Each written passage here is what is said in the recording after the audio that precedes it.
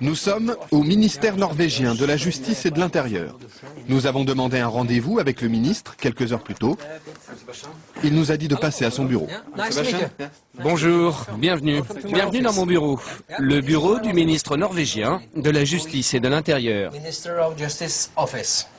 Nommé il y a 2 ans, Knut Storberget n'a presque rien changé à la déco. J'ai juste apporté quelques photos de ma fille et aussi une œuvre d'art contemporain de mon autre fille.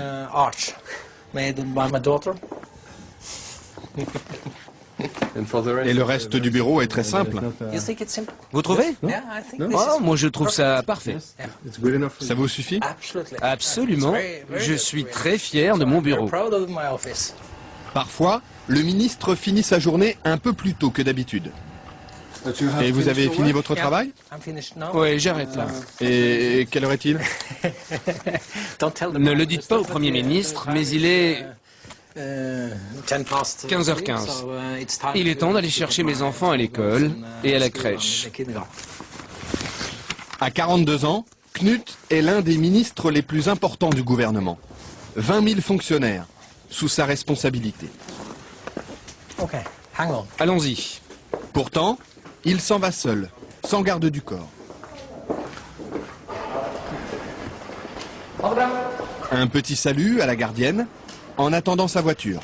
Ou plutôt, l'une des voitures du gouvernement. Car le ministre n'a pas de chauffeur attitré. Il partage les véhicules de fonction avec ses 19 collègues des autres ministères. Partir de bonne heure, pour chercher ses enfants, ne dérange personne en Norvège. Hei, Marit! Du, hei!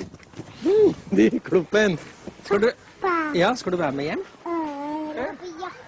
Ja, ha det. La crèche et l'école de ses 2 filles sont à quelques pas de sa maison, dans un quartier résidentiel et tranquille d'Oslo. Comme Knut habitait déjà la capitale avant d'être nommé ministre, pas question pour lui d'avoir un appartement de fonction. Avec sa famille, il vit toujours dans cette petite maison mitoyenne. Et le grand plaisir du ministre, quand il rentre chez lui, c'est de préparer le dîner. La Norvège, un vaste royaume peuplé d'à peine 4 600 000 habitants. Monarchie parlementaire où les citoyens tutoient leurs députés et leurs ministres. Un pays riche de son gaz et de son pétrole. Mais la Norvège, c'est aussi une culture de protestants rigoristes. On ne badine pas avec l'argent public. La transparence financière est un dogme, la corruption des élus, un péché capital. Et ce pays, c'est aussi celui d'Eva Joly. La juge franco-norvégienne travaille depuis 5 ans à Oslo. En France, elle a instruit l'affaire Elf et obtenu la condamnation de la plupart de ses dirigeants.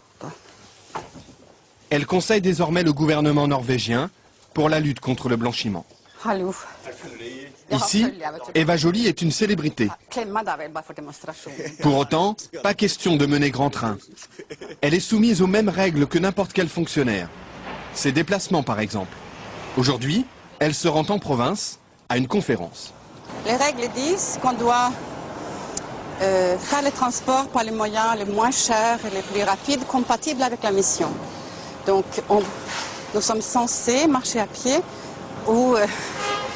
Marcher, même si la gare se trouve à 10 bonnes minutes de son bureau. Ou prendre des moyens de transport en commun. Les transports en commun, et surtout pas le taxi. Au début, lorsqu'elle revenait d'une mission à l'étranger, Eva Joly rentrait chez elle en taxi et se le faisait rembourser par l'État. Habitude scandaleuse aux yeux de la presse qui l'a vite rappelée à l'ordre. Le titre était « Eva Joly vit grassement au dos de l'État » ou quelque chose comme ça. Donc, et j'ai compris, de façon assez innocente, je peux dire, que j'avais franchi un tabou et que si je voulais prendre un taxi, je me le payais. Hi. Salut. Je Je suis avec une équipe de télé française là. Je leur raconte mon histoire avec les taxis. Depuis, Eva Joly dit avoir compris la mentalité de ses compatriotes. Cette intransigeance, lui apparaît comme une vertu démocratique. C'est un garde-fou très efficace et qui évite tout dérapage. Je pense qu'en France, on a vraiment vu ce que ça donne quand il n'y a pas de contrôle. Et aujourd'hui, on trouve un état je pense, de mépris du politique qui est beaucoup dû à tous les excès non réprimés, non constatés même. En France. En France.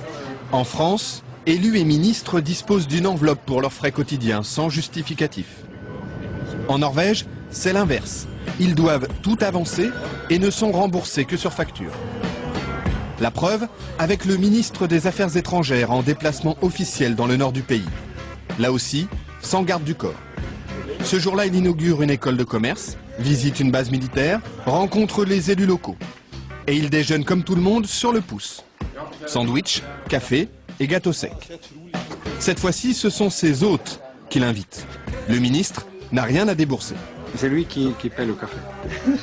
Mais d'habitude, il dispose d'un forfait très serré. 50 € pour 2 repas, 120 € la nuit d'hôtel. Il y a une limite pour chaque jour, hôtel, repas, couvert. Et si on dépasse cette somme, on doit le payer De votre poche. de son poche. Son assistant garde précieusement les reçus du taxi. Il sait qu'on va les lui réclamer. Pour l'embarquement du vol retour, le ministre fait la queue. Tout traitement de faveur serait mal vu. Il ne faut pas croire que parce qu'on est ministre, on est différent. Ça, c'est très dangereux. Hein. C'est faux et c'est dangereux. Au contraire, il faut montrer, à mon avis, qu'on peut vivre la vie de tout le monde, faire l'expérience de tout le monde, être proche de cette vie que tout le monde vit. Parce que ça donne à la fin une crédibilité à la politique qu'on essaie.